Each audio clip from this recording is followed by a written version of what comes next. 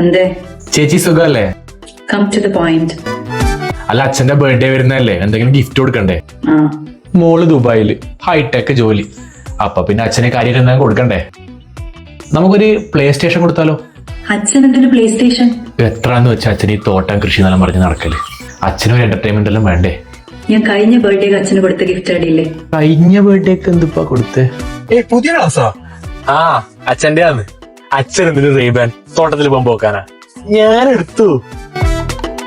അതിന് മുന്നത്തെ ബർത്ത്ഡേക്കോ? അതിന് മുന്നത്തെ ബർത്ത്ഡേക്ക് എടാ പുതിയ ഷോ ആണോ? ആടാ, അച്ഛന്റെ ആണ്. അച്ഛൻ അയക്കിയിട്ട് അങ്ങോട്ട് പോവാൻ ഞാൻ എടുത്തു. എന്തായാലും അച്ഛൻ എന്താ വേണ്ടേന്ന് ചോദിച്ച് മനസ്സിലാക്കിയിട്ട് ഞാൻ ഈ ബർത്ത്ഡേക്ക് ഗിഫ്റ്റ് കൊടുത്തിട്ടുണ്ട്. അതപ്പോ എടാ ഇതാ ചേച്ചി അച്ഛന്ന് ഗിഫ്റ്റ് നോക്കറ. അധ്യാത്മ രാമായണം. ഇപ്പോഴെങ്കിലും അച്ഛന്റെ ആഗ്രഹം പോലെ ഒരു ഗിഫ്റ്റ് എന്റെ മോള് തന്നുവല്ലോ.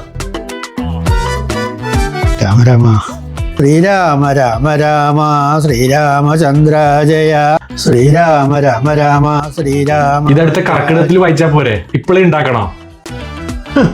ശ്രീരാമ രാമ രാമ ശ്രീരാമ. പ്ലേ സ്റ്റേഷൻ പോയി ഇരുന്ന് കേൾക്കണല്ലോ ഇപ്പൊ.